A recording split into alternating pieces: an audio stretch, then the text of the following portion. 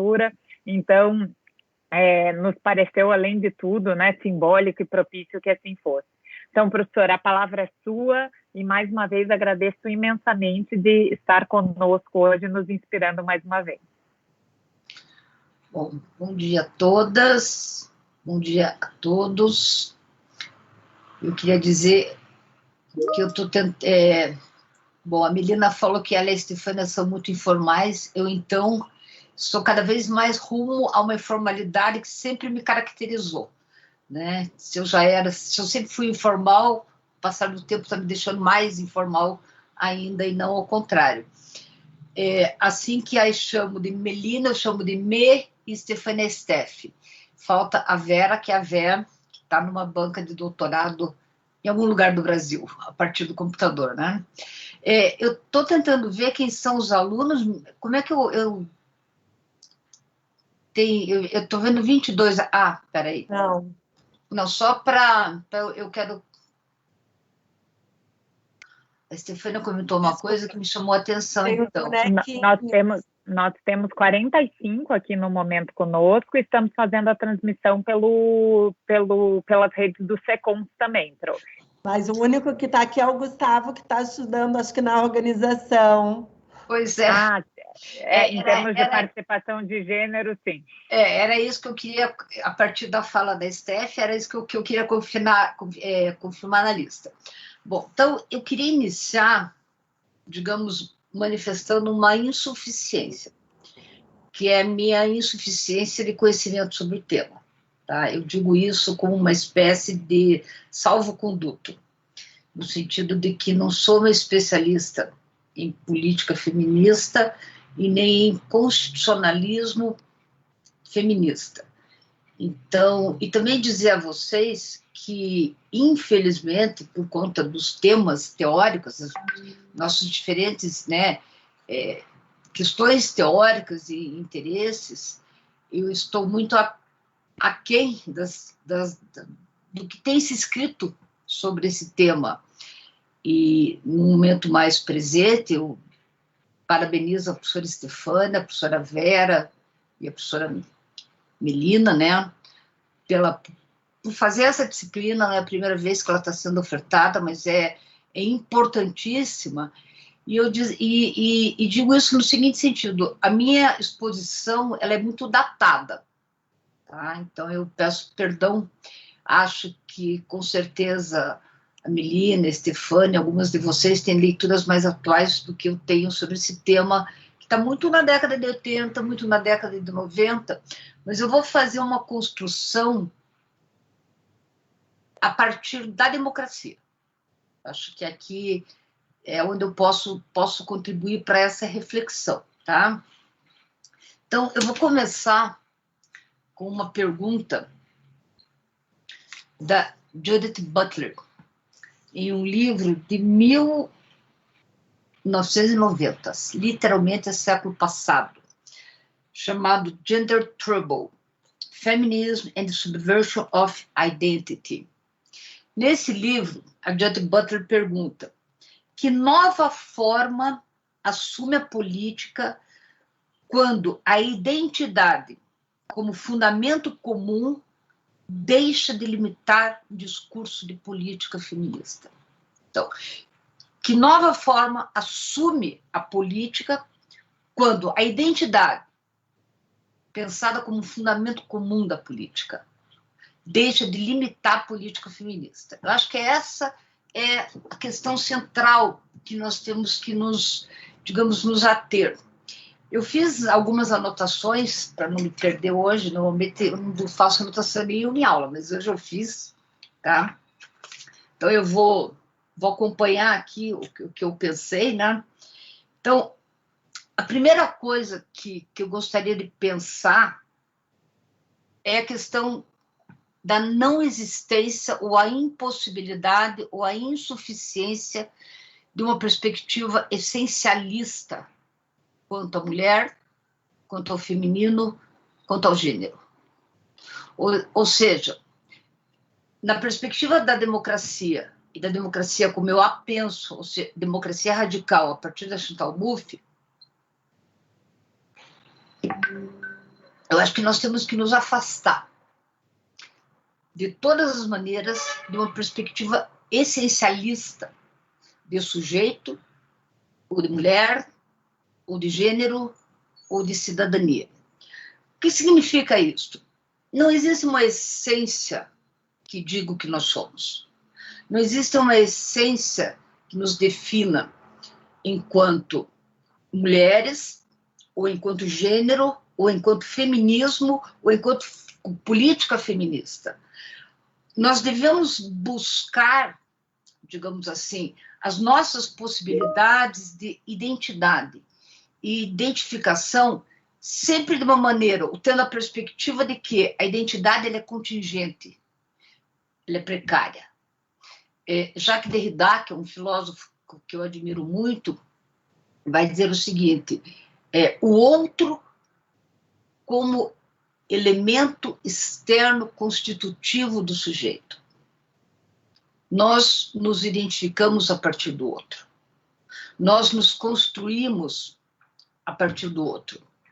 E tem uma outra frase do Derrida, que é a professora Chantal Mouffe, que é, digamos assim, é a base das minhas reflexões de hoje, que a professora Chantal Mouffe também coloca, que é dizer o seguinte, a nossa identidade acontece no ponto de intersecção das diferentes posições de sujeito que nós ocupamos na sociedade. Então, nossa identidade começa a acontecer, melhor dizendo, a partir ou no ponto nodal, no ponto de intersecção entre as diferentes posições de sujeito que nós ocupamos na sociedade. Significa nenhuma de nós ou nenhum de nós é apenas ou se identifica apenas através de gênero em um sentido biológico ou de gênero em um sentido mais amplo, ou de raça, ou de etnia, ou de classe social, ou de religião.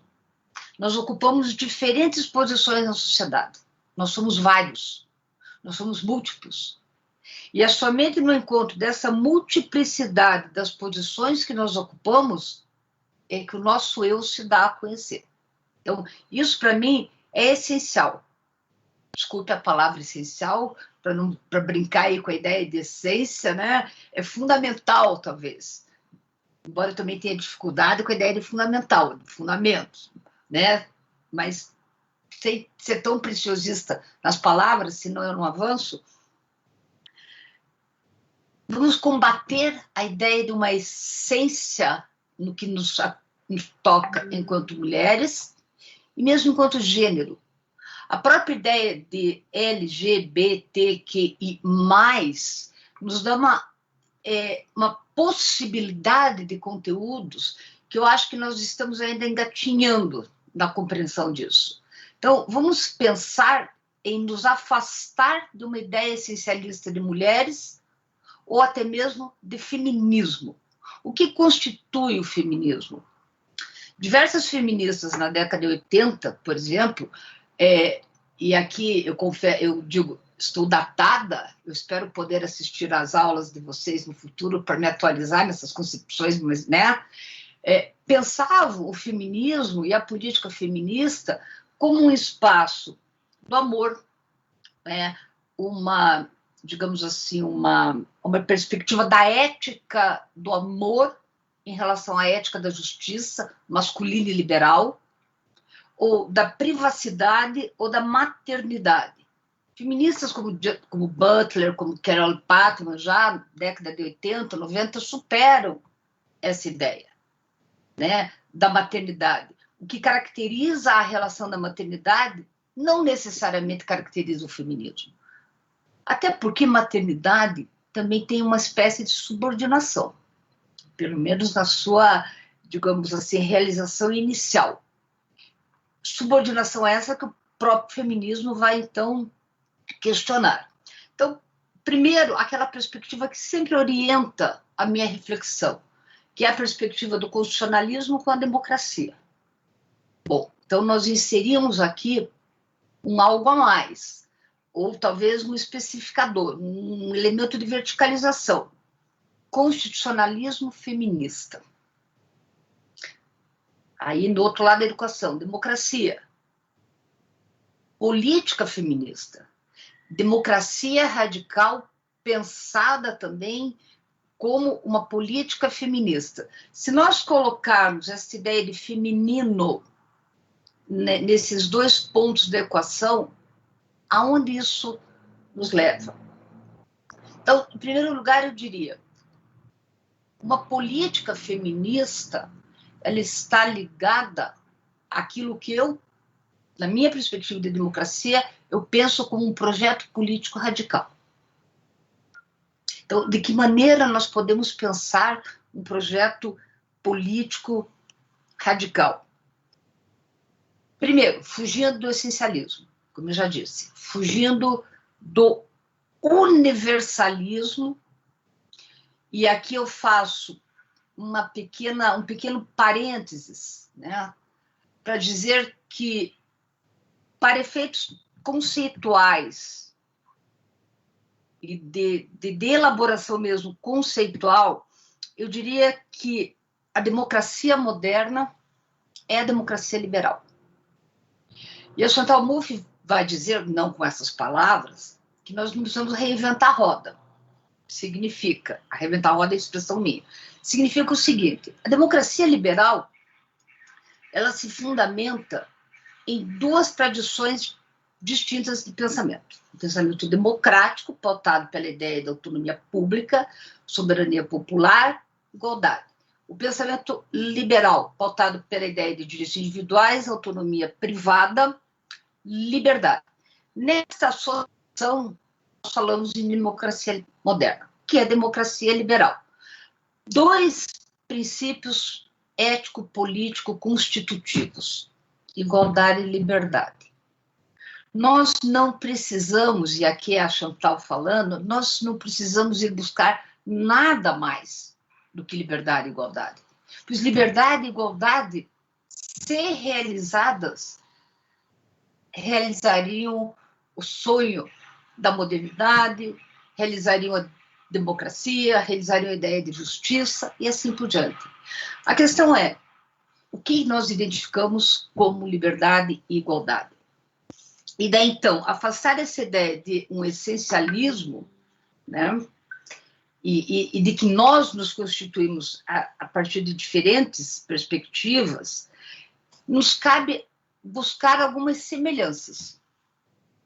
Que o Wittgenstein vai falar em semelhanças de família, que ele vai chamar de pontos nodais. O que nos identifica? O que nos aproxima? O que nos constitui? O que pode caracterizar a diferença, ou melhor, a luta da mulher, ou a luta do feminismo, ou o que é comum nessa perspectiva? E aqui eu voltaria à ideia da cidadania. Cidadania, tal como ele foi colocado, é um conceito masculino. Cidadão, em primeiro lugar, se nós voltarmos lá para a Grécia, se nós voltarmos, por exemplo, à leitura que Aristoteles faz da democracia na Grécia, etc., nós vamos pensar o espaço público como um espaço do homem, do masculino, né? A cidadania feminina nas cidades-estado da Grécia, ela tem um caráter instrumental, de transmissão, mas não a mulher, independentemente, né, das grandes heroínas que nós temos em toda a nossa história. E aqui, eu lembrei de uma coisa que a Flor disse para o Marcos e você nos transmitiu há algum tempo atrás, que ela não queria ser princesa, que ela queria ser heroína. Né? Então, essa ideia das meninas, e aqui eu estou simplificando, né? Como princesas e não como heroínas, né? Buscar o lado heroíno da mulher. Mas, então, a cidadania e a própria noção de amizade, amizade sempre foi pensada em amizade entre homens. Por quê? Porque a amizade era uma experiência do público e não do privado. E a mulher estava relegada ao ambiente privado. Bom, como é que nós superamos essa ideia de cidadania pensada pelo homem, para o homem, em um espaço público masculino, em todos os significados, sem falar em homem ou sem falar em gênero, né, a partir da identificação biológica? Aqui eu vou voltar a Chantal Mouffe e digo, é datado. Eu acho que a gente tem que pensar para além disso, mas ficando no pensamento da democracia. A política feminista, estou citando, a política feminista deve ser entendida não como uma forma de política independentemente destinada a realizar os interesses das mulheres enquanto mulheres, mas sim como a busca de metas e objetivos feministas no contexto de uma articulação mais vasta de exigências. E aqui é a posição da Chantal, que ela vai defender com o Laclau, a partir do livro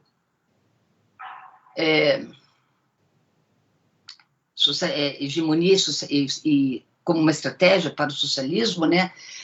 A ideia de que o que caracteriza uma democracia radical e plural é a equivalência das lutas democráticas. É uma cadeia de equivalência de lutas. Não existe uma luta que seja mais importante do que a outra. Então, o que nós temos que pensar em termos de uma política feminista? Uma política feminista que supere a concepção e a prática daquilo que foi, ao longo dos séculos, uma política masculina. Uma política masculina que se caracteriza, em primeiro lugar, por relações de subordinação. Mas em relações de subordinação que extravasam gênero, que extravasam identificações biológicas, e eu diria, me questionando, talvez a subordinação de gênero tenha sido a maior e a mais contundente praticada ao longo dos séculos. Por quê? Porque a partir dessa subordinação de gênero se faz também uma subordinação econômica, se faz também uma relação, uma subordinação de sobrevivência. Então, são duas lutas que estão intimamente relacionadas. A opressão de gênero, a opressão do masculino sobre o feminino, nas múltiplas expressões que falam, possibilidades significativas que falarmos de masculino e feminino hoje nos trazem, e esta opressão de gênero como também uma opressão da sobrevivência. E é aqui que falarmos em política feminista importa também em reconhecer uma nova perspectiva de articulação entre essas diferentes lutas. E essa nova forma de articulação implica também em reconhecer algo que a Chantal está falando em 93. Tá? Existem muitos feminismos, não apenas um. Existem muitas lutas por reconhecimento de gênero, por reconhecimento, por exemplo, de orientação sexual, por reconhecimento religioso, e não apenas um. São várias lutas que têm que ser pensadas de maneira equivalentes. E aqui eu peço desculpas, porque eu fico abrindo e fechando a janela a todo momento, né? Mas os objetivos feministas podem ser construídos de formas diferentes, de acordo com a multiplicidade de discursos em que podem estar enquadrados. Marxistas, liberais, conservadores, democrático-radicais, separatistas, diferentes maneiras. Ou seja, a política feminista, uma política feminista deve ser pensada como um extravasamento da igualdade. Não da igualdade formal, da igualdade que está, por exemplo, nas grandes cartas de direito, na Revolução Francesa, na independência, na Constituição Americana, mas em uma releitura do princípio da igualdade ao longo dos séculos. Porque a maneira como se constrói a cidadania ao longo dos séculos é masculina. É pautada pela exclusão, é pautada pela opressão, é pautada pela subordinação. Então, falarmos em uma política feminista no bojo ou em um esboço de democracia radical significa extravasarmos a noção de igualdade do masculino para o feminino e vice-versa, ou talvez mais vice-versa ainda. Porque a partir do feminino, as possibilidades de rompimento da subordinação são maiores. Não que todo o feminino se paute por uma ideia de rompimento da subordinação. E aqui, então, eu volto ao que eu acabei de ler da Chantal. Obviamente, uma política feminista conservadora pensa a igualdade a partir de uma determinada posição de subordinação econômica. Ou uma política feminista marxista pensa uma relação de igualdade e uma constituição das lutas democráticas a partir de uma nova ou de uma outra forma de organização econômica. Então, essas diferentes formas de articulação têm que ser pensadas em comum. E aqui que, quando a gente vai falar em equivalência ou equivalência das lutas democráticas, é claro que nós temos maneiras, nós temos perspectivas, né, para atuar, para participar, para lutar, digamos assim. Diferentes pessoas se engajam em diferentes lutas. Todos nós, a partir daquilo que eu falei no início, né, quando Derrida diz que a nossa identidade se constitui a partir dessas diferentes posições de sujeito que nós ocupamos, em cada um de nós, isto se manifesta de maneira diferente. Isto é precário, isto é contingente. Embora a identidade se dê nesse ponto de intersecção, é claro que nós somos levados para diferentes lados.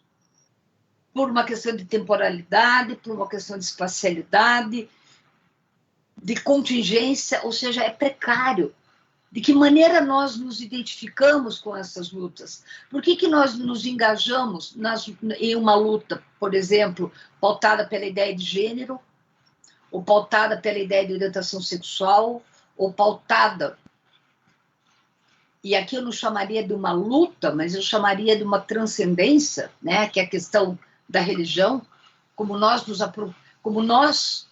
individualmente percebemos a fé e nos engajamos aqui também, não diria que é adequado para pensar nas questões religiosas, mas como nós nos colocamos dentro da perspectiva religiosa, como fiéis que fazem suas marchas, ou como nós nos colocamos dentro dos movimentos, por exemplo, Sem Terra, do movimento dos trabalhadores, do movimento ambientalista. Como nós somos levados, o que nos conduz a essa identificação? A uma luta, não em detrimento de outra, mas ao privilégio de uma luta, ao privilégio, a ocupação simbólica de um determinado espaço neste projeto comunitário. Né? Como nós aqui estamos aqui pensando o constitucionalismo feminista, quantas outras lutas nós temos acontecendo simultaneamente? Bem, a Chantal vai dizer, nós temos que pensar na equivalência dessas lutas. Uma não é mais importante do que a outra. E aqui, ao falar, e digamos assim, também ao olhar, né, retrospectivamente, essas leituras que eu mesmo tenho de algumas feministas da década de 80, quando eu as li, década de 80, década de 90, e a própria Chantal, até que ponto, e aqui eu estou lançando um questionamento para mim mesma, porque ao falar, eu me questionei, até que ponto, digamos assim, é necessário pensarmos em uma equivalência das lutas democráticas, mas esta subordinação do feminino, ela não impede que a gente possa levar a cabo outras lutas. Eu estou dizendo, é um questionamento que acabou, reli a Chantal hoje de manhã, reli algumas coisas, e uma interrogação que eu sempre tive, desde há muito tempo, lendo a Chantal, lendo essa defesa, né, essa afirmação que ela faz dessa equivalência das lutas democráticas, o que me faltava, o que me vinha como uma insuficiência no pensamento dela, lá no final da década de 90, era, bom, como transformar isto, né, de uma perspectiva teórica, conceitual, para o terreno da política democrática? Como trazer essa luta para dentro da política democrática efetivamente? Se nós assumirmos que a política democrática, da sua construção e realização até o presente momento, é masculina. Aí, essa dúvida, né, me vinha, e agora me veio, exatamente agora, de uma maneira ainda mais forte. Como nós podemos pensar em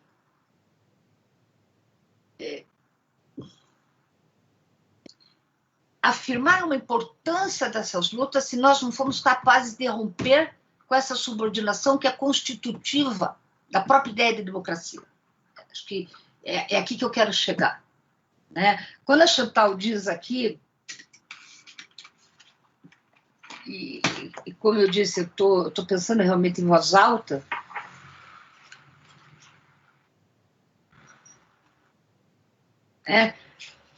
que... Deixa eu localizar.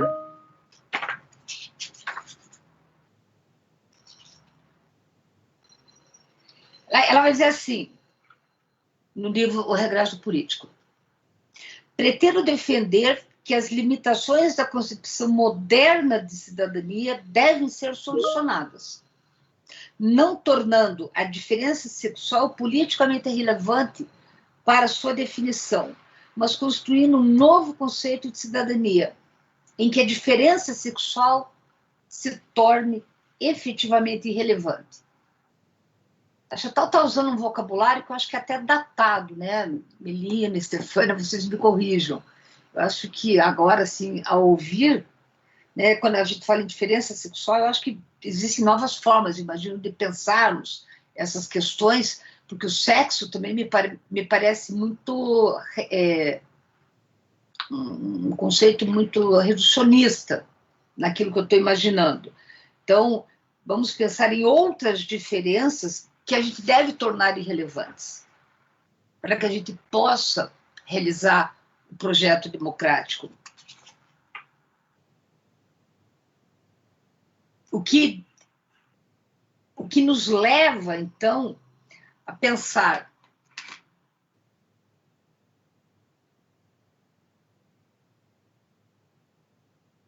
o que nós podemos, ou de que maneira nós podemos reformular o conceito de cidadania.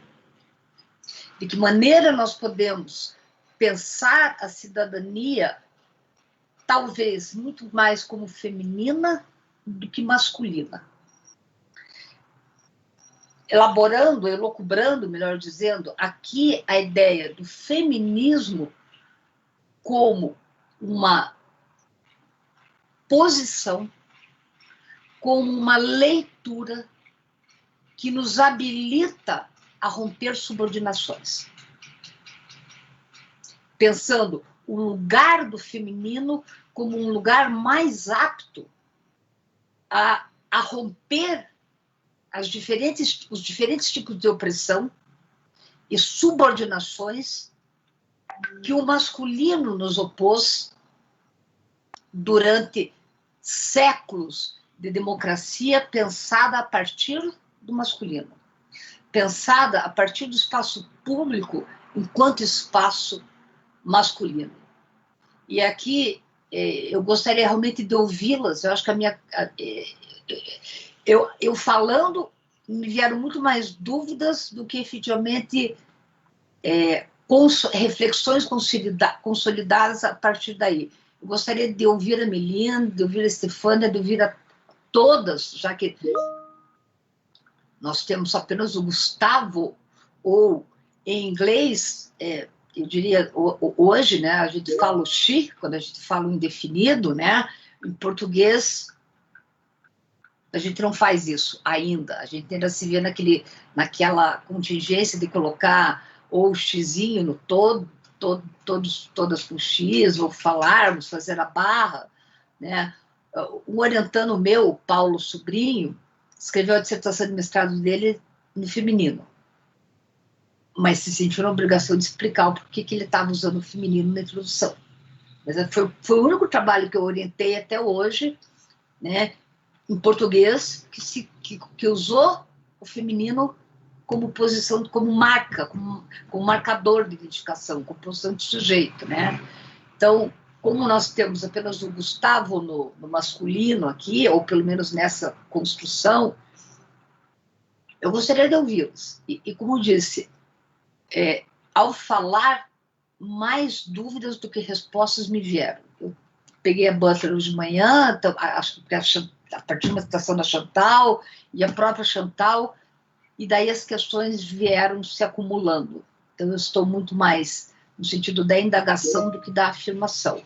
Fico com vocês todo o tempo em que a discussão estiver acontecendo, não tem hora, tá? Então, obrigada. Mê, Steph, que estão com a mão levantada, vocês agora conduzem, né? Eu estou aqui apenas de ouvinte. Se puder responder alguma coisa. Meia, você quer falar primeiro? É que eu demoro, o Teams ele trava bastante, então às vezes essa lentidão de abrir a palavra. Você levantou a mão primeiro, pode falar primeiro, depois eu falo. Obrigada, Steph, mas podia ter ido antes. Enfim, queria agradecer muito a professora Kátia, como eu já disse algumas vezes, escutá-la é sempre inspirador.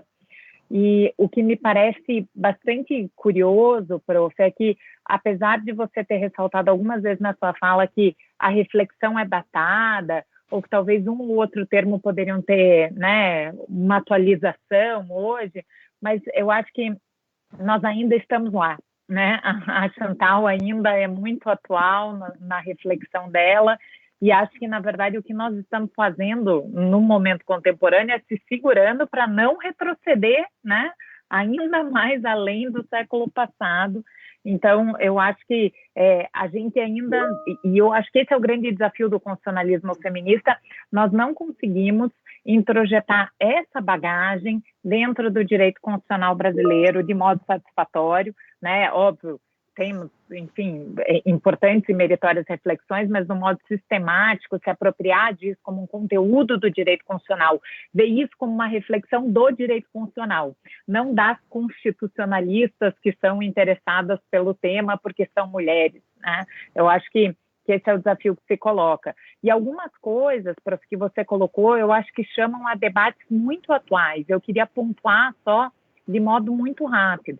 A primeira é essa ideia da pluralidade, né, dos muitos feminismos, né, para usar a expressão aí da Jamila Ribeiro, né, da coleção dela, os feminismos plurais, fugindo do essencialismo, fugindo do universalismo, e assim, eu acho que foi, assim, a gente nem tinha combinado, mas foi muito, muito, obviamente, fruto da sua imensa sabedoria, mas foi muito oportuno começar por isso, porque, assim, nós não pretendemos aqui definir, né, o que é gênero, o que é o feminismo, do constitucionalismo. Pelo contrário, a nossa ideia aqui não é reduzir complexidades, mas somá-las, agregá-las e assumir essa ideia plural, essa ideia diversa e essa ideia tensa que está na base da própria ideia de feminismo e da própria ideia de gênero. Eu acho que nós não vamos aqui em nenhum momento, né, ter, enfim, chegar próximo de uma conceituação ou próximo de uma definição, porque é justamente, eu acho que é o sentido oposto que nós queremos dar. Então, esse eu acho que é um ponto essencial como ponto de partida aqui para as nossas reflexões, que mostra também essa ideia, né, da pluralidade, inclusive que nos une aqui, né? Cada uma tem talvez o seu aporte, a sua leitura, da onde vem para o feminismo, e eu acho que é essa diferença que nos une, na verdade. E isso me leva também ao segundo ponto, né, que é essa ideia da igualdade e da diferença. A Catherine McKinnon, no prefácio que ela fez à coletânea que se chama Feminist Constitutionalism, que foi organizado pela professora Daphne Barakeres e outras professoras, ela fala que o constitucionalismo feminista tem o seu grande diferencial é que ele tem uma mudança de fundamento, né? O constitucionalismo moderno todo se construiu sobre a ideia clássica de liberdade. A gente até pode falar em outras liberdades, partir para Nancy Fraser, para Amartya Sen, mas o constitucionalismo clássico está ainda naquela ideia da liberdade, sobretudo como um espaço de não ingerência. E ela fala que o constitucionalismo feminista traz, né, uma mudança fundacional do constitucionalismo, porque coloca justamente a igualdade no fundamento, mas não é qualquer igualdade, é a igualdade compreendida como diferença. Né? É a emergência do parâmetro conceitual do direito à diferença como uma categoria estrutural do constitucionalismo, que é, segundo ela, um dos grandes méritos, né, do constitucionalismo feminista. Um terceiro ponto que eu queria destacar da sua fala, prof, que eu acho central para pensar o constitucionalismo feminista, é desafiar essa dicotomia do público e do privado, né? Mostrando por quanto tempo e como essa divisão mantém essa ideia da subordinação de gênero, né? E como a subordinação privada alimenta aí o afastamento, né, das mulheres também da igualdade no campo público, né? Então aqui há uma relação intensa a todo momento, né, de uma implicação na outra, e como, na verdade, essa dicotomia, e como o direito continua a reproduzir essa dicotomia, que é uma dicotomia de subordinação de gênero também. O quarto ponto que eu queria trazer é isso que a prof falava também, da ideia de ligar, né, a subordinação de gênero com a subordinação econômica. Isso apela muito a uma ideia que hoje é muito presente nessas discussões, que é a ideia das discriminações estruturais e das interseccionalidades, e que também combina com a ideia da pluralidade que a gente falava ao início, né? O feminino é plural e, portanto, a depender de qual feminino, de qual mulher, de qual existência feminina nós estamos falando, existem vários outros fatores aí que se somam, né? Então, temos aí as mulheres trans, obviamente, exigem um olhar diferenciado, as mulheres negras. Por que as mulheres negras são muito mais sujeitas à violência? Por que as mulheres negras são muito mais sujeitas à subordinação econômica?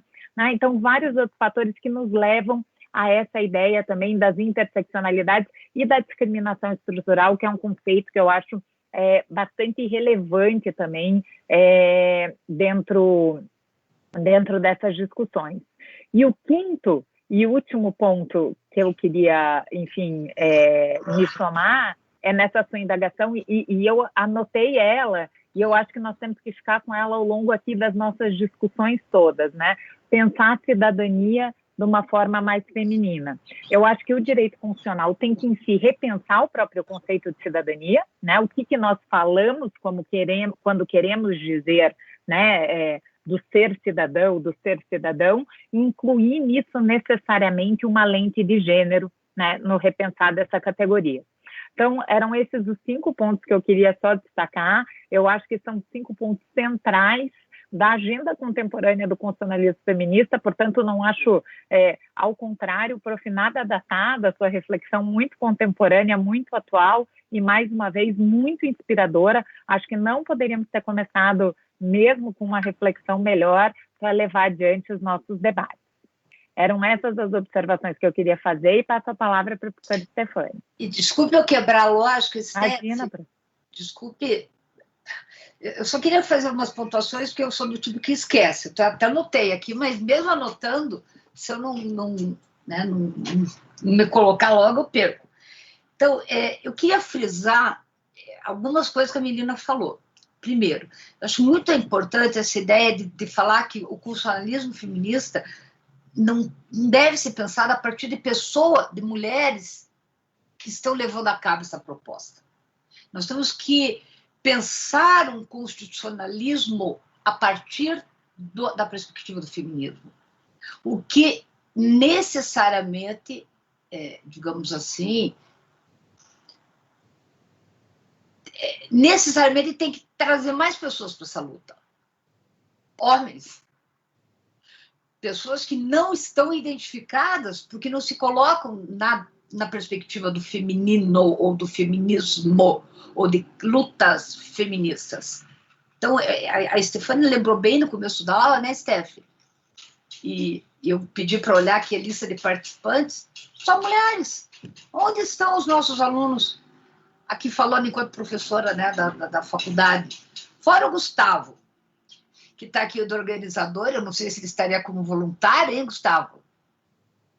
Se a ele fosse dada a opção, né, de acompanhar essa disciplina de constitucionalismo feminista, ele está aqui porque é o nosso secretário do núcleo, nos auxiliando sempre, muito obrigada, Gustavo, mas não tem nenhum aluno.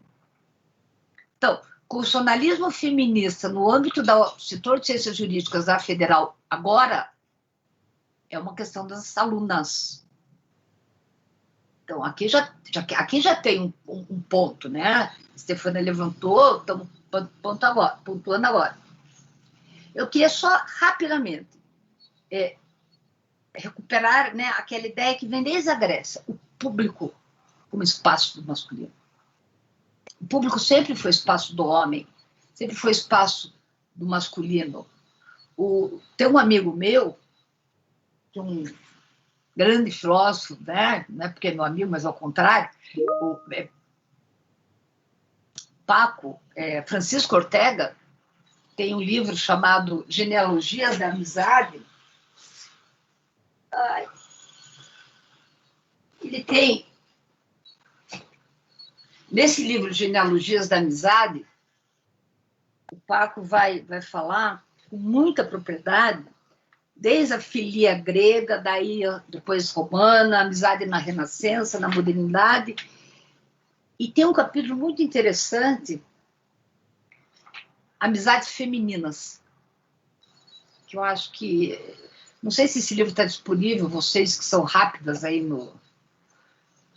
Né, os russos têm todos os livros, não sei se tem esse, mas se tiver, eu recomendo a leitura, tá? Senão eu dou um jeito de passar para vocês. A amizade sempre foi pensada como um sentimento masculino. A amizade era o privilégio dos homens na antiguidade. Então, e daí vem uma série de preconceitos, inclusive, ao falar da amizade entre mulheres, né? Então, o que é a amizade feminina? O que é a ocupação da esfera pública pela mulher? Desde a separação entre a igreja e o Estado, a ascensão do indivíduo, e a separação entre a igreja e o Estado, a moralidade ela é relevada à esfera privada. A esfera onde a mulher sempre esteve. A partir daí, também, é que nas relações de avaliação moral, o feminino sempre fica oprimido, sempre fica subordinado. As avaliações morais da conduta, aquelas que normalmente são levadas na esfera privada, sempre o são em detrimento da colocação do feminino, em detrimento da colocação da mulher. Então, eu acho que isso é algo que a gente deve enfatizar E só antes de passar, para não me alongar aqui, Steph, já passo a palavra a você. Vejam bem, a partir mais ou menos do final da década de 90, começo da década de 80, começo do século, né, 21, 2000, nós temos autores falando em pós-democracia. Pós-verdade, pós-modernidade, pós-estruturalismo. Temos um monte de vários pós, né? Pós-positivismo, que eu tenho um pouco de problema com essa ideia. Mas, em 2004, o Colin Crouch publica um livro chamado Pós-democracia. Não tem, até onde eu posso estar enganada, mas a minha última leitura desse livro, não existe a perspectiva do feminino. A gente está discutindo política democrática, ou aquilo que vem depois da democracia, aquilo que é pós, né? Sem sequer termos colocado o feminino nessa noção, nessa discussão. Existe um outro autor que também estou trabalhando agora, mais recente, chamado Klaus von Baim. Ele tem um livro, traduzindo rapidamente do inglês, não tem tradução em português, da pós-democracia para a nova democracia. De novo, nós estamos falando em pós-democracia, em nova democracia, ele enfatiza muito a questão da mídia, da internet, da era digital nesse livro, né? Sem falar do feminino. Nós já chegamos para um outro lado dessa discussão sem sequer termos colocado o feminino no horizonte da teoria democrática. Não a partir das autoras, né, que estão trabalhando com o socialismo feminista. Óbvio que nós temos aí, nossa, uma grande leitura, mas a teoria democrática majoritariamente não pensa o feminino. Então, se a Melina falou que o constitucionalismo não pensa o feminino, ou é necessário a gente trazer o feminino para dentro do constitucionalismo, é necessário a gente trazer o feminino para dentro da discussão democrática. Porque a gente nós já estamos pensando naquilo que veio depois. A Chantal agora, nesse livro mais recente dela, 2018, Para o Populismo de Esquerda, fala em pós-política. Política, se a gente pensar schmittianamente falando, e eu acho que nós estamos num horizonte, digamos assim, em termos político, cada vez mais schmittiano. Aquilo que nós pensávamos na década de 90, e a Chantal Mouffe falava com e contra Carl Schmitt, eu vou ficando cada vez mais entusiasmada, né? Eu vou falando. Aquilo que a Chantal Mouffe pensava, final da década de 80, década de 90, né? Com e contra Carl Schmitt.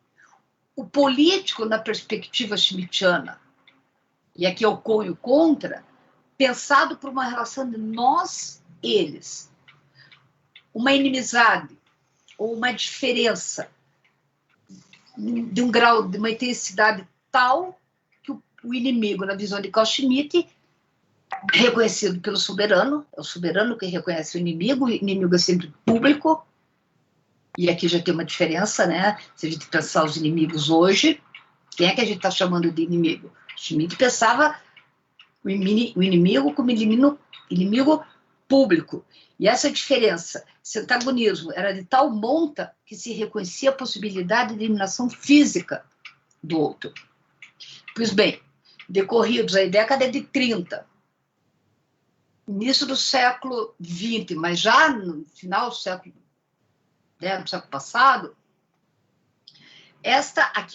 aquilo que era a proposta da Chantal Mouffe, de uma transformação do antagonismo em agonismo, a dissolução dessa fronteira entre nós e eles por uma nova forma de articulação política, digamos, retrocede décadas.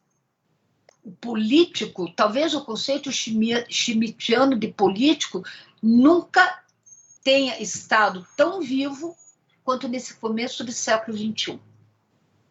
E eu colocaria como um dos marcos, não o único, o 11 de setembro, com certeza. E quando nós começamos a falar de democracia e liberais, ou de constitucionalismo autoritário, populismo autoritário e etc., nós estamos reativando esse antagonismo, né? Então, aqui, só para... Desculpe, Steph, né, cortei você, mas assim, só para pontuar, a teoria democrática, majoritariamente, está pensando uma crise da democracia onde o feminino continua a não estar presente. E alguns autores que vêm a falar, que estão falando, Colin Court é um exemplo muito citado, mais no ambiente da ciência política, em pós-democracia. Em neodemocracia, continua a fazê-lo sem colocar o feminino.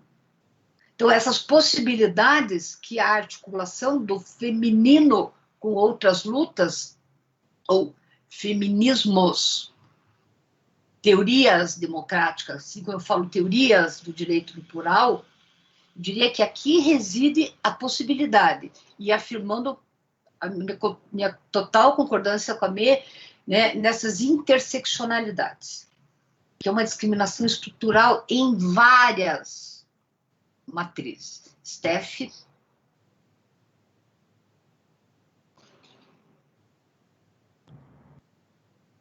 Desativou. É que o Teams, para mim, ele é muito mais lento do que o Zoom. Então, entre a minha vontade e acontecer, ele vai uns segundos aí.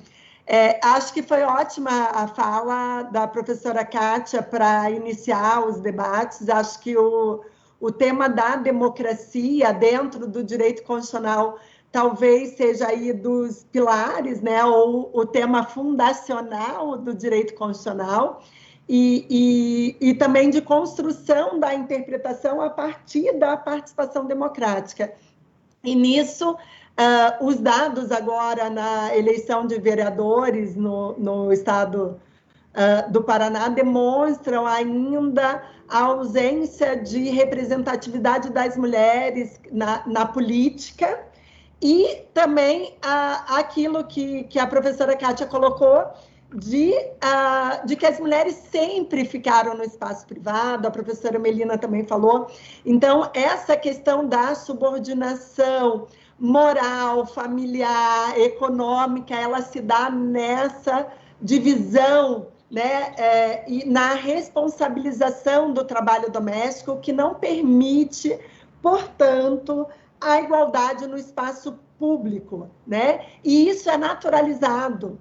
Na verdade, há uma naturalização, inclusive por parte de muitas mulheres, inclusive muitas mulheres que não conseguem compreender o feminismo. Então, eu li, pelo menos no jornal, não sei se é verdade, que a vereadora mais votada de Curitiba disse que ela não tem a pauta feminista, ela é do Novo, porque, afinal, a pauta feminista seria da esquerda. Então, é um equívoco muito grande imaginar que a pauta feminista seria apenas de um lado da política, né? O constitucionalismo feminista, ele vai propor justamente repensar esses temas da democracia, da constituinte, a questão federativa mesmo, que é um tema duro do direito constitucional e que aparentemente não tem nada a ver com feminismo ou com uma interpretação de igualdade de gênero, tem servido de óbice para que estados e municípios efetivem políticas públicas de promoção de direitos fundamentais de mulheres.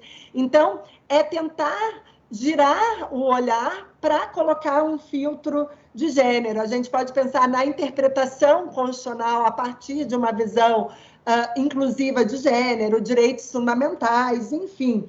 Acho que, enquanto ativismo feminista a gente pode pensar em várias possibilidades, e a professora Kátia fala da política feminista, então a gente pode pensar na política feminista enquanto esfera tradicional e ocupar espaços tradicionais da política, mas a gente pode pensar também, através dessas estruturas, de repensar o direito constitucional a partir da perspectiva feminista, de pensar as estruturas de poder a partir de um outro olhar.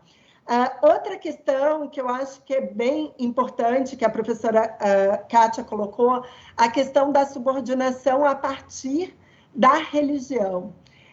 Se a gente olhar a história das religiões, e eu cada dia ando mais ateia, talvez porque mais feminista ou porque mais constitucionalista, e fora o Papa que se coloca a favor dos direitos humanos, a gente vê aí uma perspectiva de religião antagônica aos direitos fundamentais, mas me parece que a religião sempre usou uma ideologia para colocar um papel determinado às mulheres, e esse papel de responsabilidade pelos cuidados domésticos, pelo cuidado com as crianças, pelo cuidado com os idosos, pela responsabilidade da formação moral daquela família. Então, o discurso religioso ele é bastante forte, especialmente em outras comunidades ou de espaços em que as mulheres não vão ter voz e são colocadas com aquele papel determinado pela religião. E outra questão que foi colocada a partir da fala da professora Kátia, e que acho que a gente pode discutir durante a tópica, é essa questão que a professora Melina também falou, não só da igualdade, mas também da liberdade.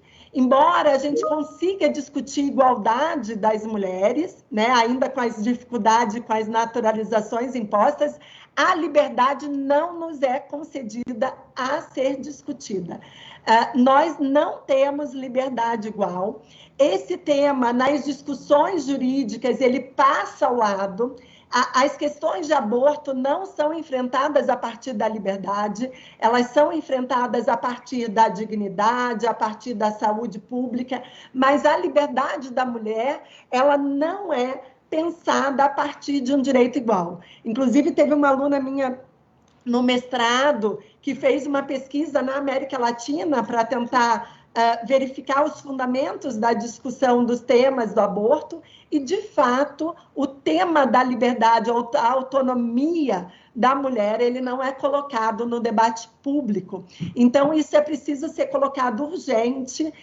Por quê? Porque a questão da autonomia sexual e da autonomia reprodutiva vai impactar nessa subordinação econômica, nessa subordinação moral. Ela coloca a mulher em espaços, né, sem redes de proteção por parte do Estado. Então, a questão de se pensar como romper essa subordinação e como pensar nessa liberdade igual quando toda a estrutura é pensada a partir do masculino, né? Então, a estrutura do político, a estrutura dos horários de funcionamento de estabelecimentos, dos horários de trabalho, tudo isso é pensado a partir do masculino e da naturalidade com que as mulheres se adequam aos direitos do homem, né? Até teve uma discussão de feministas francesas, né?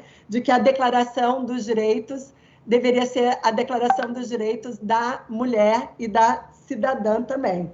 Então, acho que tem vários temas, mas temas básicos do constitucionalismo e da democracia precisam ser refletidos a partir dessa perspectiva. E é isso que a gente precisa aí durante esses meses tentar discutir, tentar repensar esse papel do constitucionalismo.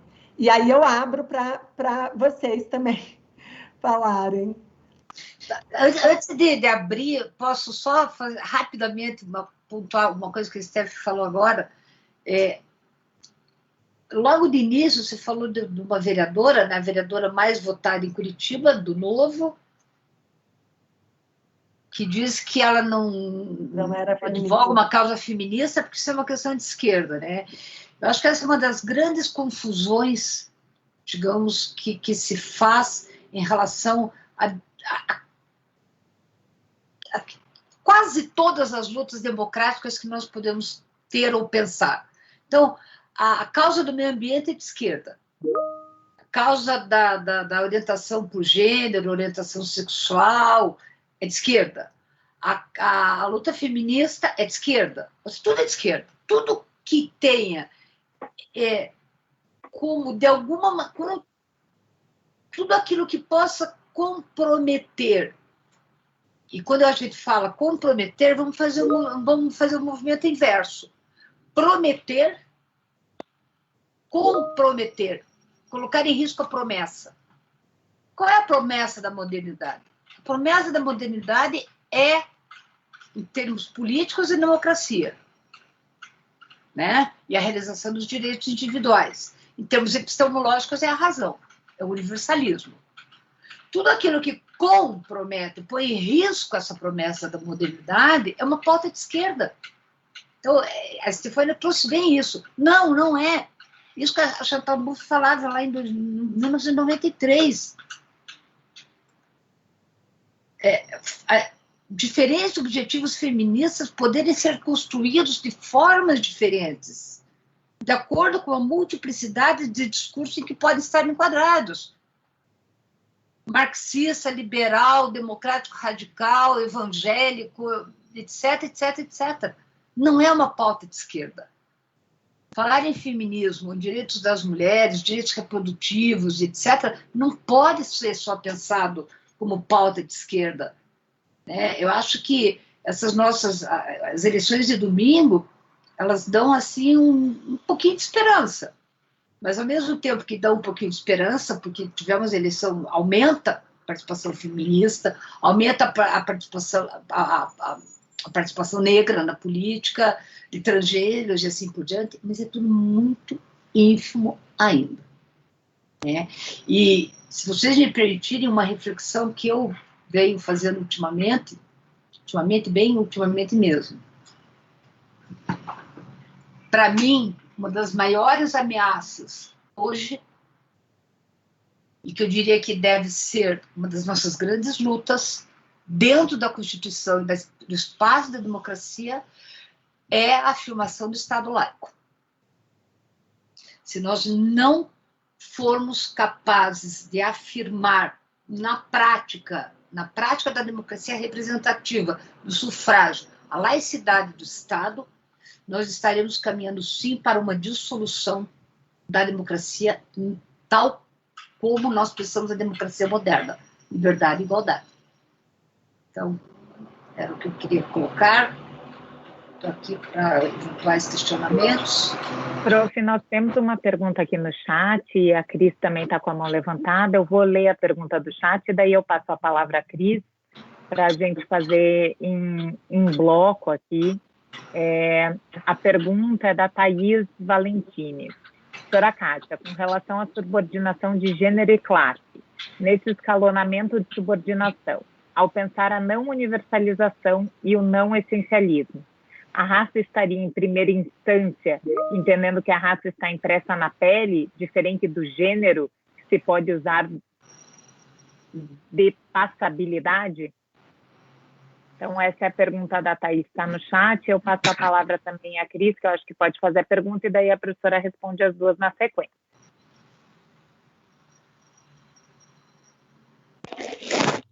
Posso falar, então, professora? Tá. O que eu queria contribuir com o debate aqui é que eu acho que a gente não pode pensar o feminismo separado do capitalismo. A gente também está vivendo uma crise do capitalismo, né? Então, o capitalismo ele usa da religião, por exemplo, para deixar a mulher cada vez mais, né, privar a mulher do espaço público. E essas questões, né, professora Kátia, que não pode ser uma pauta, o feminismo não pode ser uma pauta só de esquerda, mas da forma como o capitalismo ele se apresenta, ele coloca automaticamente o feminismo como uma pauta de esquerda, porque não é do interesse dele, né? Por exemplo, defender a questão ambiental, né? Defender, por exemplo, a igualdade de gênero, porque no capitalismo cada um tem a sua função, né? O trabalhador tem a sua função, não é, professora? Então, eu acho que para a gente tentar desvendar, né, por que está sendo colocado como uma pauta de esquerda, eu acho, assim, na minha opinião, que também na verdade, é uma força do capitalismo, não é, professora?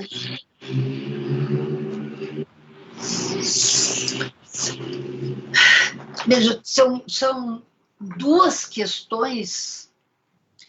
A primeira, para a qual eu me reconheço um pouco, assim, eu acho que não tenho muitas condições de responder. A Thaís, eu estou tentando achar aqui no chat, Melina. Estão me ouvindo? Travou? Eu estou ouvindo. Não, estamos ouvindo. A pergunta dela está bem lá para cima. Eu vou pegar e eu vou colar aqui de novo, prof, para você ver. Tá.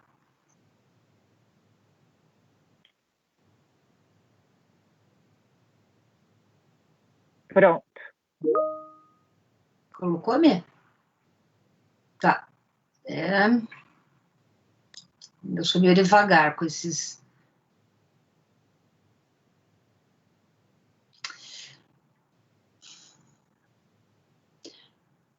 Thaís, que fez a pergunta, Thaís, assim, eu confesso que eu nunca me coloquei essas questões, tá? As minhas reflexões aqui hoje estão muito mais no sentido da indagação. Então, assim, eu concordo no primeiro momento, né? A questão da raça tem pressa na pele, a questão do masculino e feminino pode ser transformado, digamos, entre aspas, né? Mas, assim, também não entendo desse assunto e não quero falar demais. Mas, assim, eu acho que essas opressões, elas têm tantas e diferentes fontes, né?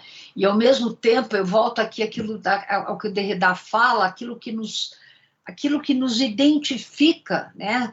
A questão da raça é uma identificação que está na pele. A questão de gênero, em primeira instância, pelo biológico, está dado. Então, eu não teria condições de colocar o que é primeira instância e não é. Eu vou, a princípio, ficar mais nessa ideia de que as subordinações e opressões existem conjuntamente e não em separado. Então, nós temos, na construção histórica da democracia e do capitalismo, um conjunto de opressões que se dão simultaneamente, a partir da raça, a partir do gênero, a partir, inclusive, da religião, né? E aí, já trazendo a questão da Cris, que eu estou vendo com Cris aqui, né? A própria Chantal, e aqui eu acho que é uma reflexão que a gente pode fazer, ela vai dizer o seguinte, a articulação entre liberalismo e capitalismo, ele é contingente. Ela não é necessária. É aquilo que nós conhecemos. É aquilo que nos é dado a conhecer nesses séculos. A Melina falou bem, tira aqui a divisão sexual do trabalho, a divisão do trabalho propriamente dita, né? Divisão do trabalho, a divisão sexual do trabalho, própria ideia de capitalismo. Nós temos a tendência, ou consolidamos já, a perspectiva de que capitalismo, democracia e liberalismo são indissociáveis.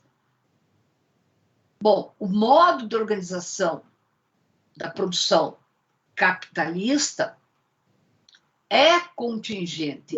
Não significa que eu esteja aqui pensando, e sinceramente eu não acredito, e aqui coloco a palavra crer, que a gente vá superar. Mas é contingente. Então, assim, se nós pensarmos hoje, digamos assim, tudo aquilo que compromete o capitalismo, que compromete o capital, é visto como ameaça. Seja a libertação da transcendência, questão da fé, seja o feminino, seja o meio ambiente, seja as diferentes pautas que envolvem, né, LGBTQI, tudo compromete a organização do capitalismo. Por quê? Porque o capitalismo está pautado numa determinada premissa que é do patriarcado. Tudo aquilo que questiona, nas mais diferentes formas, tudo aquilo que ameaça, passa por diferentes, digamos assim, diferentes fases. Primeiro com uma reação extremamente negativa e depois por uma falsa assimilação da luta ou da pauta. Isso aconteceu com a propriedade. Se a gente pensar em função social da propriedade, né? A ideia de função social, as estão mais ligadas aí ao direito civil, a própria ideia de direito constitucional na história, né? Não tem rompimento. É uma ideia de assimilação. O capital assimila, o capitalismo ele assimila, ele assume a pauta para poder diluí-la, para poder, digamos assim,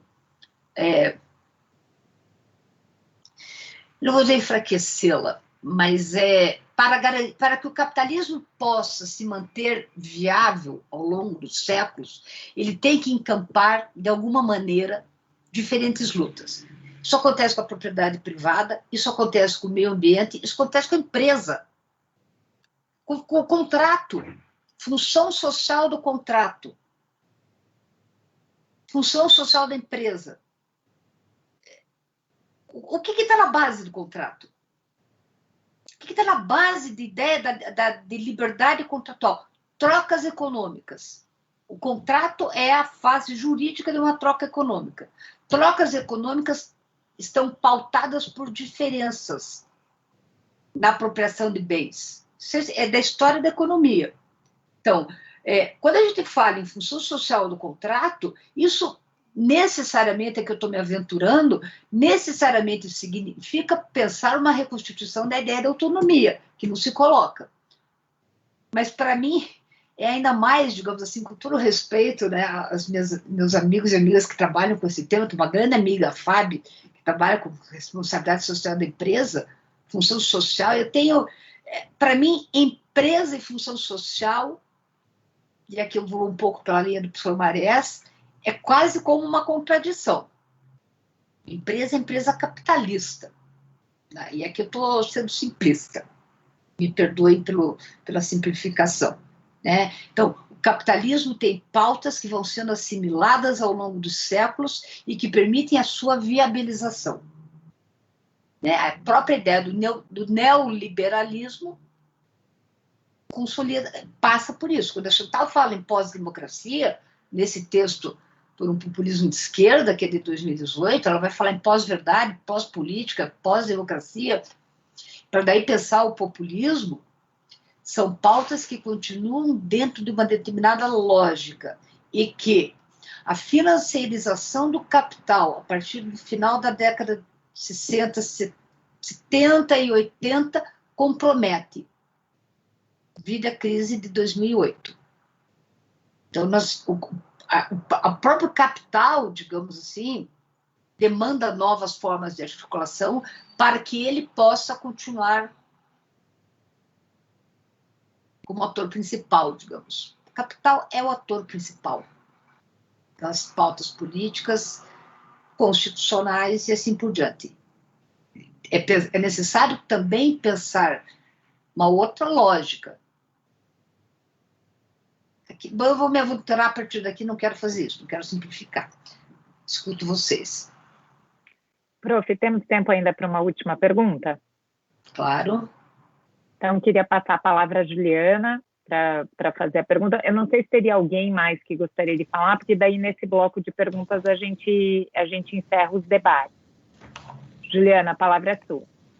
Ok, muito obrigada. Primeiramente, queria agradecer a aula, foi extremamente instigante para fazer algumas reflexões. E da fala de vocês, principalmente sobre a relação do conceito, né, de cidadania e de espaço público, me veio uma reflexão que o Derrida faz no Mil Platôs, que ele fala da questão da linguagem e da gramática como uma relação de poder, né, onde a linguagem ela não é a vida, mas ela dá ordem à vida.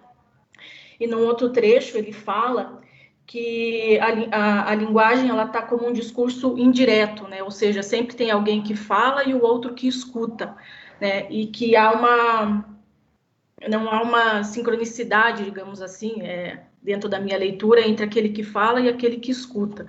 Então, isso a gente pode pensar nessa questão, né, de que como tanto a cidadania quanto o espaço público ainda são espaços ocupados e pensados pelo masculino, dentro dessa lógica da estruturalista do machismo, como que a gente poderia pensar a própria questão dessa linguagem a partir da linguagem como que não dá ordem, que dá ordem à vida, né? Como reverter essa lógica e também pensar se a mulher é aquela que escuta, né? Porque quem fala é o homem. Como a gente poderia pensar essa questão também da alteridade, né? A mulher ainda ela está no lugar do outro. Né? A gente ainda não consegue se posicionar em termos de igualdade no espaço público e como cidadãs. Então, eu gostaria de ouvi-las um pouco a respeito dessa questão, né, da linguagem e também da alteridade. Obrigada. Posso? Juliana, muito bem trazido, né? Derrida é um autor que me encanta, me fascina e, ao mesmo tempo, que eu sempre penso que eu conheço muito pouco, não independentemente do fascínio, né, mas Derrida é muito rico. Mas a linguagem como um instrumento de poder, sim, a linguagem é masculina, a nossa gramática é masculina, né? Quando a gente passa, por exemplo, eu penso, são autores diferentíssimos, tá? Mas na ordem da preocupação com a linguagem, quando eu penso no segundo Wittgenstein, Investigações Filosóficas, né? E penso a linguagem como constitutiva da realidade. Não mais a linguagem como uma representação dos fatos. A linguagem constitui a realidade. Nós somos constituídos e nos constituímos a partir do falar, a partir da linguagem. Então, em primeiro lugar, não poderia concordar mais do que com você e com a própria ideia do Derrida e dizer que sim, a linguagem também envolve uma relação de poder. A linguagem, e aqui basta nós vermos a lista dos substantivos, né, e das próprias, dos direitos e das declarações de direitos. É o homem, é o cidadão, né? Então, é masculino. Então, a linguagem também é uma afirmação de poder e, simbolicamente, ela é manutenção desse poder. A questão da alteridade, e aqui eu vou um pouquinho antes do Derrida, eu vou lá para o Levinas, né?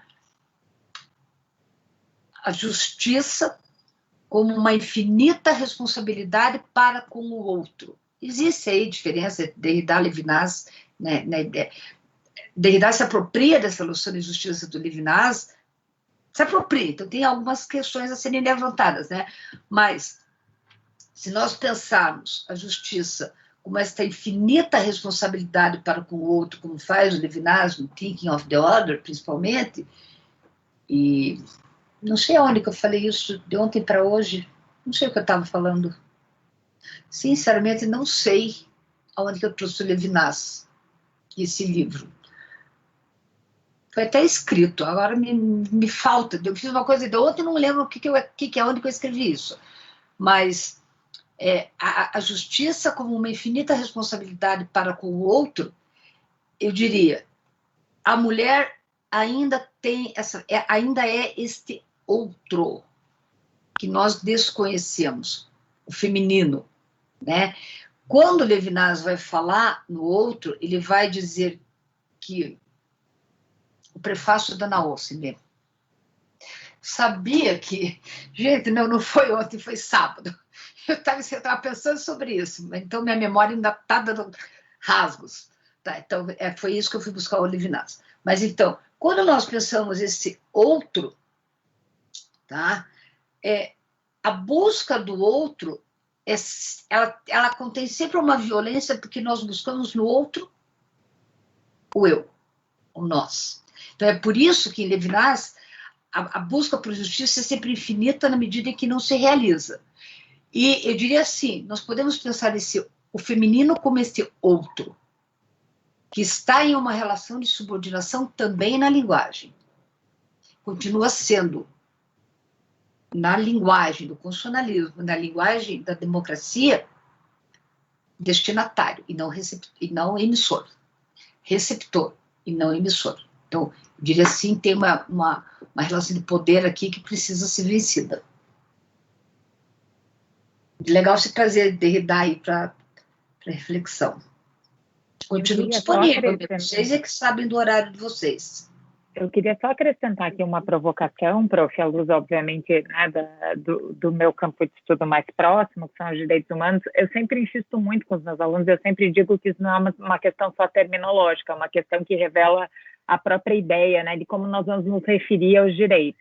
Então, a própria linguagem dos direitos, como a Steph bem lembrou, no constitucionalismo da modernidade, nasce como direitos do homem, como se eles fossem representativos do que ou de quem os direitos deveriam proteger.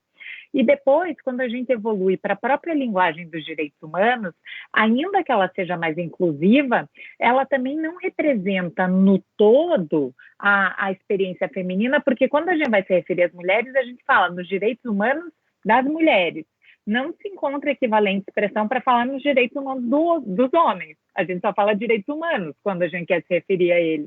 Então, eu acho que são questões da linguagem e que refletem isso, refletem disputas de poder, refletem a adjudicação dessa própria tutela dos direitos em relação ao feminino. Então, não é só uma questão terminológica. Eu sempre insisto muito com os meus alunos nisso, porque eu acho isso muito significativo, né, dessa carência ou dessa subordinação do feminino também pelo aspecto da linguagem. Então, acho bem pertinente, óbvio, as colocações da professora Kátia sempre muito bem pontuadas, mas acho bem pertinente chamar também a atenção e lançar luzes a isso. Eu não sei se... Diga para fora. Não.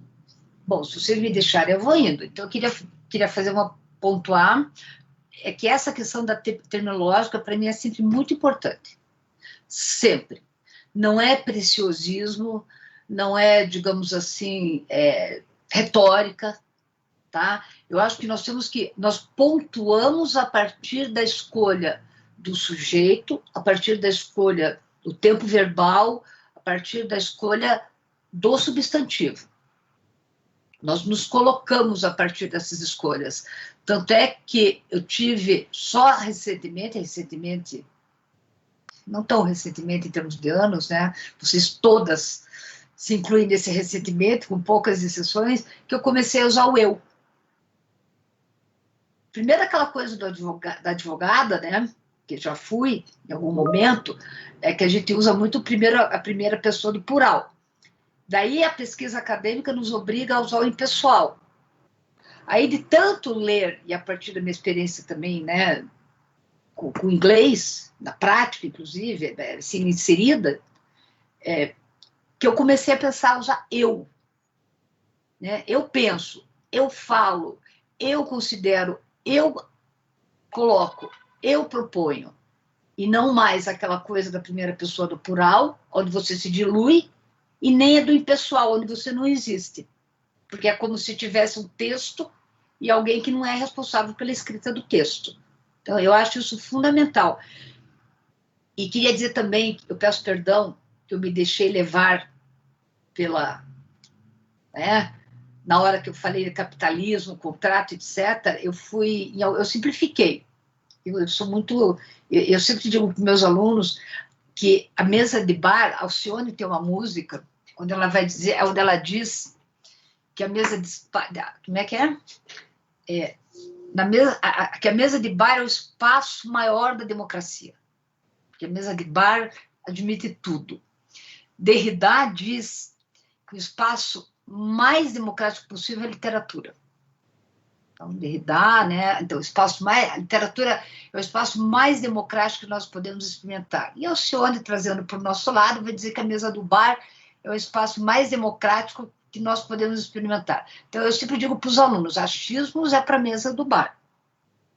Aqui na faculdade, na reflexão teórica, e eu me deixei levar por alguns achismos em áreas que eu não tenho, digamos assim, um domínio teórico mais sofisticado, né, para discutir função social da empresa, etc. Me deixei levar. Então, se simplifiquei, peço desculpas.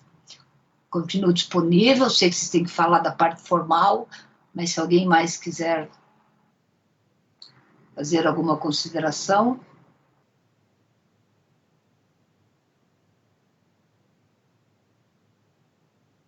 Eu acho que se não, então queria agradecer imensamente a professora Kátia por ter estado aqui conosco, né?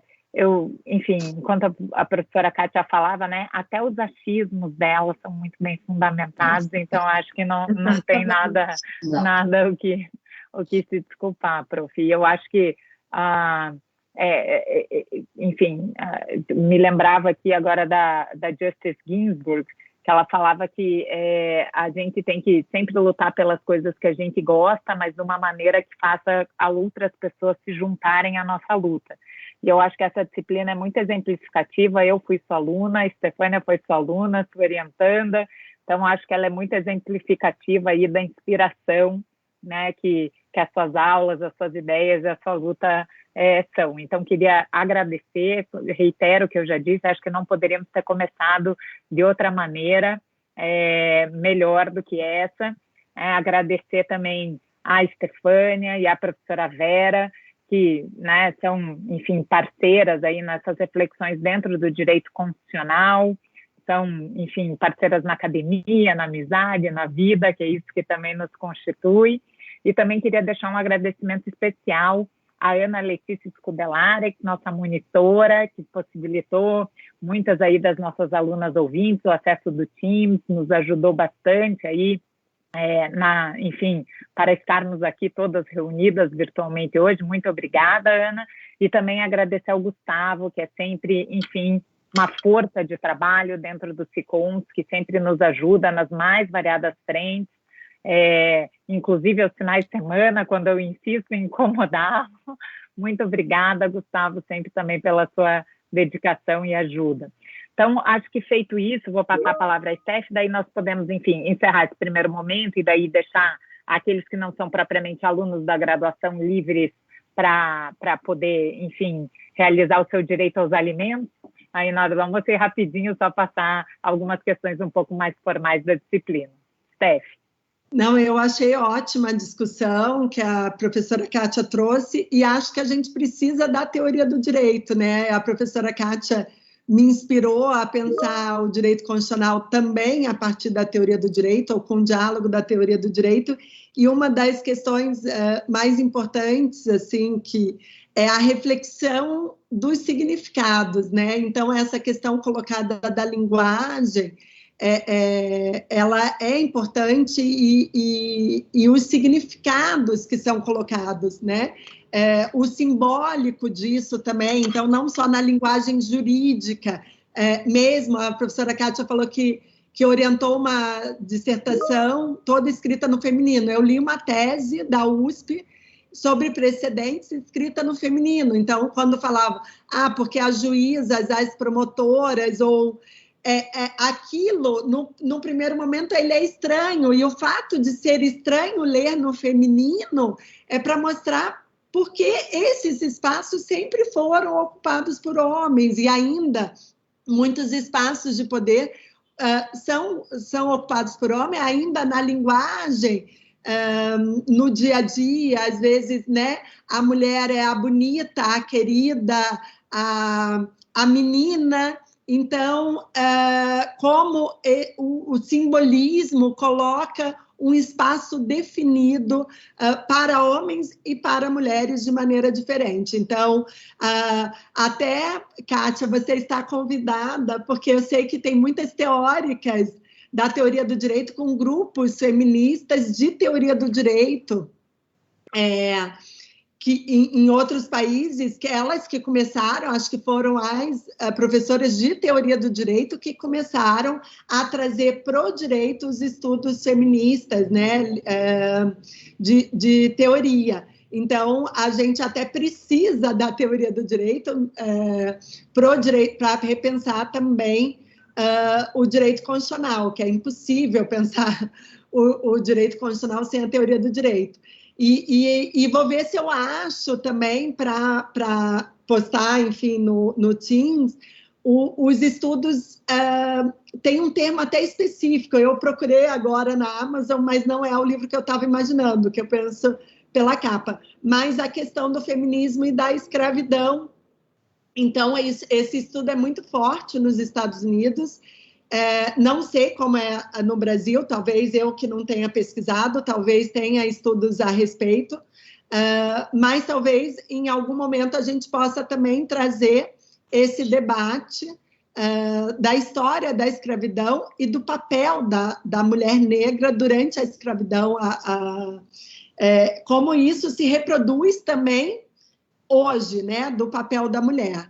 Então, tem muitos temas aí para a gente refletir, é só o início, a gente ainda também está engatinhando no estudo, não é um estudo que a professora Cátia falou, eu não tenho, a gente também não, a gente está indo, né, assim, tipo, a gente teve provocações de gênero, mas a gente acaba tendo que, né, provocadas a assumir esses estudos com os outros e, na verdade, todos se relacionam, mesmo nesses processos ao mesmo tempo que a gente vê no Chile uma constituinte feminista ou a paridade de gênero na constituinte, a gente vê nesses processos de erosão democrática e populistas um ataque aos direitos das mulheres ou uma perspectiva de retrocesso em relação às liberdades, especialmente das mulheres. Então, os temas de democracia que a Kátia sempre nos inspirou continuam bem atuais nessa questão de gênero e fica sempre bem-vinda a participar dos outros encontros, né? Somando aí essa luta que tem que ser de todas, né? Porque a gente precisa ampliar a proteção dos direitos das mulheres. Mas agradecendo mais uma vez, Kátia, por estar aqui. Antes de ir embora, né, eu queria agradecer Steph, Vera, que vão conduzir a disciplina, dizer que eu gostaria de poder ler o que vocês estão indicando em bibliografia. Não sei se vou conseguir ler alguma coisa, mas eu vou tentar participar, estar nas sessões, né, terças-feiras, 10h30, das 10h30 ao meio-dia, mais ou menos. Isso, prof. Daí já me permite lembrar que as nossas sessões síncronas são de 15 em 15 dias, porque nesse entremeio nós temos debates assíncronos, né, que nós já produzimos pelos SECOMs com esses conteúdos. Então, nosso próximo encontro presencial é no dia 1º de dezembro, 10h30, com a professora Ângela Machado Fonseca. Vocês já produziram debates assíncronos? São eventos do SECOMs que nós fizemos. O que está indicado para a semana que vem foi a celebração do constitucionalismo feminista, que a gente teve a participação da professora Débora Diniz. Tá. Então, eu vou pedir para o Gustavo, nas listas, né, Gustavo, que você tem de coisas que a gente te pede, vou colocar um aviso do nosso grupo aí, eu gostaria de participar dessas sessões. Lembrando que hoje a gente tem o ICON, né, o Women's Reception, 10 horas aqui no Brasil, 10 horas, porque o meu evento da Austrália, amanhã à noite eu já estava confuso, achando que era hoje. Mas eu não posso terminar sem deixar de pontuar, além de todo o meu agradecimento a vocês, Steph, Melina e Vera, uma coisa que a Melina falou en passant agora, e que eu diria, não poderia haver maior injustiça ou uma suprema injustiça do que a Amy Barrett entrar na Suprema Corte na vaga da Ruth Ginsburg. Eu acho que essa é a maior injustiça que esse século poderia cometer em relação às mulheres no direito. A Amy Barrett, Justice da Suprema Corte, na vaga da Justice Ginsburg. Se fosse na vaga de Scalia, né? Mas tudo bem. Tem aí uma impossibilidade em termos de justiça. Mas então eu deixo vocês para discutirem a disciplina. Pessoal, foi um prazer. Beijo a todas. Se cuidem que a pandemia está longe de acabar. Tchau, beijo, prof. Obrigada. Obrigada. Obrigada a vocês.